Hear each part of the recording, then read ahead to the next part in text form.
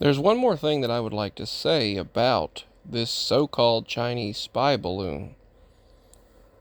Anything that is flying within military range, and Alaska has a high amount of military operations and military equipment. For example, if China or Russia even get near our airspace, we immediately divert them by flying our aircraft out and threatening them.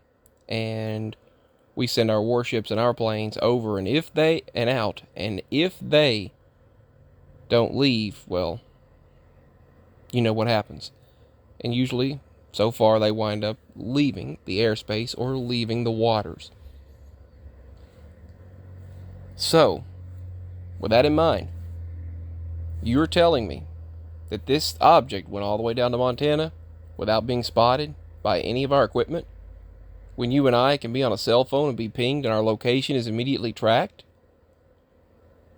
All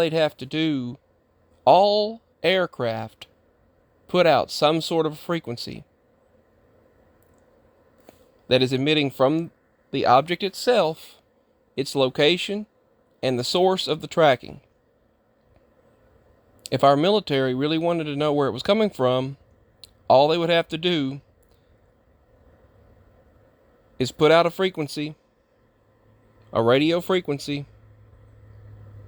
and find trace the source of where it's being tracked from and where it's going.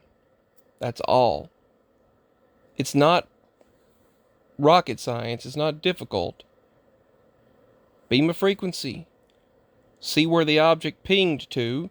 See exactly where the source is tracing this object, and where it's being sent from and where it's going to.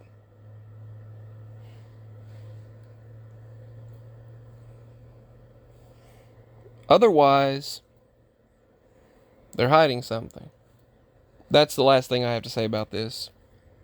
Should have been seen earlier. Multiple people should have spotted it before Montana. Something should have been done when it went past military airspaces in Alaska. Lastly, all they'd have to do is find out where the frequency is coming from and trace it, track it, and then you can find out exactly where it's from and who's in charge of it. If not, then it's an unidentified aerial phenomenon or an unidentified flying object. Otherwise, they can find out where it's from.